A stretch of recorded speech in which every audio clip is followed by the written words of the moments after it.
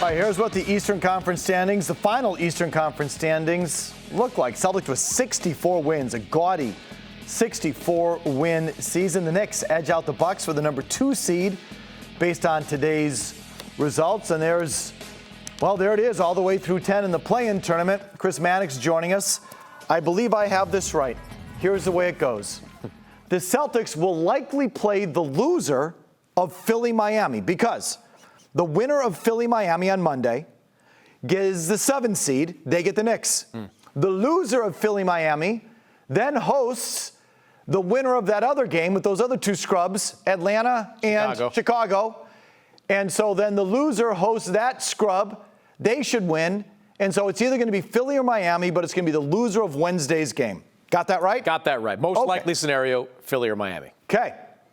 That's a tough first-round matchup by NBA standards. Let me tell you something. I love this bracket by and large for the Celtics. I like the possibility of them facing Orlando and Cleveland in the second round. I think they have huge advantages over the Knicks and Bucks in a conference finals. But this first-round series, it absolutely terrifies me because we both know neither Miami or Philadelphia is a typical 7-8 seed. Miami has been kind of going through the motions this year, but the core of that team that went to the finals is there, and they will be tough to beat. In Philadelphia, they would be a much higher seed if Joel Embiid had been healthy all season long. He's back. He's ready to play. That has the potential to be a nightmare first-round matchup for the Celtics. Okay, of those 2, who would you like to avoid the most? I want to avoid Miami at all costs.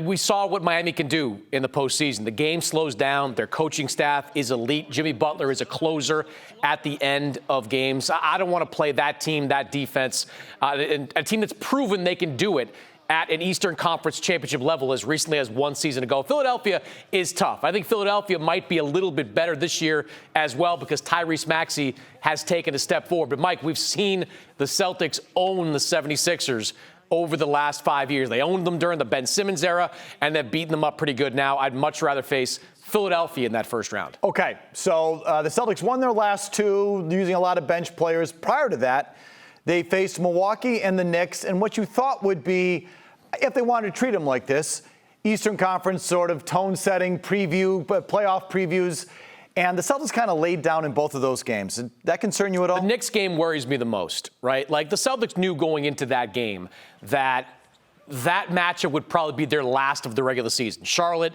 and the game against Washington coming up, they knew that was going to be the game where they had the potential to get stretched out with their minutes and go up against the team that was hot. The Knicks surged all the way to the number 2 seed at the end of the season. They absolutely laid an egg at the end of it. They let Jalen Brunson go off. They couldn't control the glass. They just couldn't do any of the things that made them successful during the regular season. So, yes, that bothers me because the Celtics have not played what you would consider a meaningful game in weeks. You got to go back to like mid-March when the number 1 overall seed in the NBA was at stake when the Celtics last had some modicum of pressure on them to play. So these are all things that make that first-round matchup against either Philly or Miami just that much more difficult.